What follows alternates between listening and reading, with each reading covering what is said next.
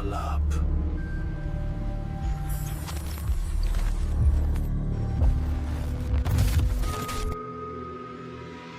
नितिन और उसके दोस्त जो नए साल पर कश्मीर घूमने का प्लान बना रहे हैं। और दूसरी कहानी में है विवेक, एक गांव का लड़का जिसे रात में शहर से अपने घर लौटना है।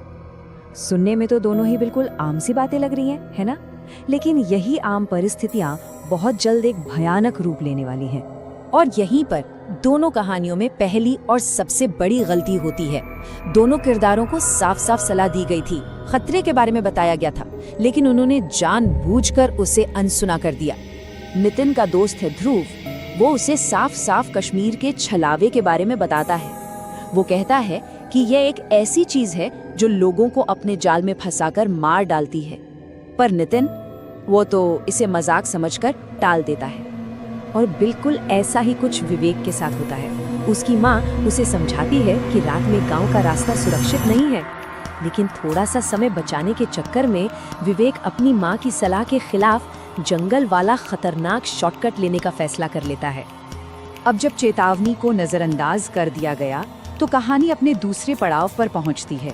वो पड़ाव जहां ये अलौकिक शक्तियां इंसानी भावनाओं का इस्तेमाल करके अपना जाल बिछाती हैं। छलावा, जैसा कि नाम से ही पता चलता है, ये एक धोखेबाज शक्ति है। इसका काम ही है भ्रम पैदा करना। ये अपने शिकार को लुभाने के लिए कोई भी कैसा भी रूप ले सकती है। इसका सबसे बड़ा हथियार ही धोखा है। और दूसरी तरफ है पिशाचिनी। ये एक मांस खाने वाली राक्षसी है जो अपनी क्रूरता और खून की प्यास के लिए जानी जाती है। इसका तरीका छलावे की तरह घुमावदार नहीं, बल्कि ज्यादा सीधा और कहीं ज्यादा हिंसक है। और सबसे दिलचस्प बात यह है कि ये शक्तियां कैसे अपना जाल बिछाती हैं। नितिन मजाक मजाक में एक खूबसूरत कश्मीरी लड़की की ख्वाहिश करता है और छलावा उसकी इसी इच्छा को अपना हथियार बना लेता है। वहीं विवेक को जंगल में एक रोती हुई लड़की मिलती है और उसकी मदद करने की भावना, उसकी दया, वही उसे पिशाचिनी के जाल में फंसा देती है। और अब आता है कहानी का सबसे भयानक मोड़, खुलासा। वो पल जब इंसानियत का नकाब उतरता है और असली खौफनाक चेहरा सामने आता है। नितिन की कहानी में डर तब शुरू होता है जब उसके दोस्त उसे हवा में बातें करते हुए देखते हैं। वो हैरान होकर पूछते हैं, अरे तुम किससे बात कर रहे हो? यहाँ तो कोई भी नहीं है। बस यहीं से शक गहराने लगता है।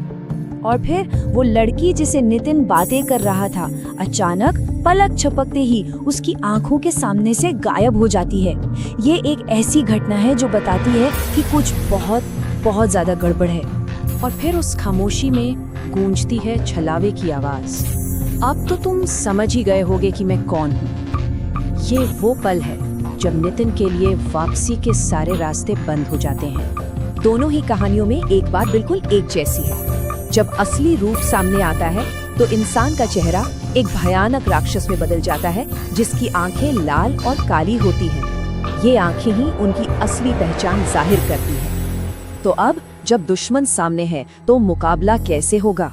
चलिए देखते हैं कि हमारे किरदार और उनके साथी इन भयानक शक्तियों का सामना कैसे करते हैं, और वो भी पारंपरिक तरीकों से। इन कहानियों में बचाव के लिए जो चीजें इस्तेमाल होती हैं वो भी बड़ी दिलचस्प हैं। आग, रुद्राक्ष का ब्रेसलेट, नागा साधुओं की दी हुई भभूति और गांव वालों की मशालें। आप देखें तो ये सभी चीजें पवित्रता और आस्था की प्रतीक हैं, जो बुराई के खिलाफ एक ढाल की तरह काम करती हैं। लेकिन ये लड़ाई इतनी आसान नहीं होती।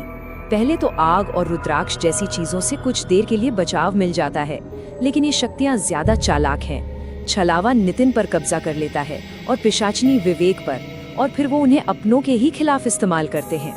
अंत में इनसे छुटकारा पाने के लिए किसी एक इंसान की नहीं, बल्कि नागा साधुओं या पूरे गांव जैसे एक बड़े समूह की ताकत लगती है। तो इस पूरे खौफनाक मंजर के बाद हम पहुंचते हैं सबसे जरूरी सवाल पर। इन भयानक घटनाओं का, इन कहानियों का आखिर मतलब क्या है? इनसे क्या सबक मिलता है? जिंदा बचने की कीमत बहुत भारी होती है। नितिन और उसके दोस्त बच तो जाते हैं, लेकिन अपनी एक दोस्त वर्षा को हमेशा के लिए खो देते हैं। उनके लिए जो कश्मीर स्वर्ग था वो एक नर्क बन जाता है। वहीं दूसरी तरफ विवेक के परिवार का तो सब कुछ खत्म हो जाता है। पूरा परिवार तबाह हो जाता है। दया का सिर्फ एक गलत कदम एक पूरी त्रासदी का कारण बन जाता है। मतलब साफ है, ये कहानियां सिर्फ डराने के लिए नहीं है, ये असल में सांस्कृतिक चेतावनियां हैं जो हमें असल दुनिया के खतरों के बारे में सिखाती हैं, जैसे कि अजनबियों पर आंख बंद करके भरोसा करना, गलत शॉर्टकट लेना और बड़ों की सलाह को नजरअंदाज करना कितना खतरनाक हो सकता है। लेकिन कहानी यहाँ खत्म नहीं होती। एक आखिरी डरावना मोड़ अभी बाकी है। पिशाचिनी मरने से ठीक पहले जलती हुई आग में से अपने बच्चे को बाहर फेंक देती है। ये हमें याद दिलाता है कि बुराई को हराया तो जा सकता है, लेकिन शायद उसे पूरी तरह से खत्म करना मुमकिन नहीं है। तो आखिर में बस एक सवाल, अगर कोई उनकी जगह होता तो क्या वो बच पाता? क्या वो उन चेतावनियों को सुनता या फिर उन्हें भी नजरअंदाज कर देता? इस पर जरा सोचिएगा जरूर।